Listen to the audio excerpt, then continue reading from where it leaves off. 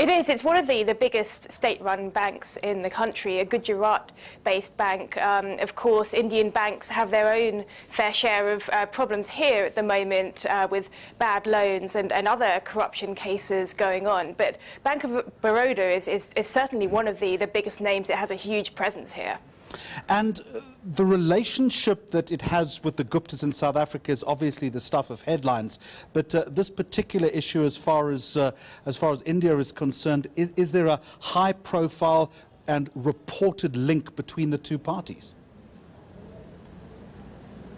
That has been what's coming through. We saw this investigation that was carried out by the Hindu newspaper last month, where details emerged, allegations of these connections between the Bank of Baroda in South Africa and the Guptas, and allegations of how involved the bank actually was when it comes to these questionable dealings. Of course, the Bank of Baroda announced its exit from South Africa last month, and it cited this as being part of more of its international strategy rather than anything else, and it claimed that its operations in South Africa were not hugely significant, and this wouldn't have a major financial impact on the company. But of course, Bank of Baroda was the bank that continued dealings with the Guptas after those four major banks in South Africa last year stepped away from them.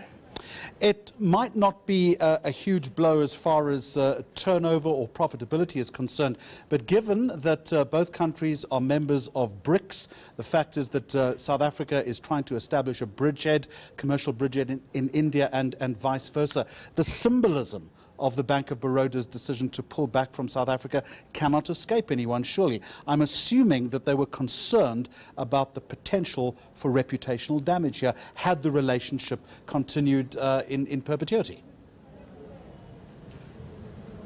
Absolutely. This was, according to analysts, one of the key reasons perhaps why the bank might have chosen to withdraw from South Africa, because they were concerned about reputation. At the moment, Indian banks are facing other challenges as well when it comes to reputation. And this certainly isn't something that they would want to be associated with. Of course, the bank did actually try to end dealings last year and close the accounts as well. So it always appeared that the Bank of Baroda did have these concerns when it came to those risks.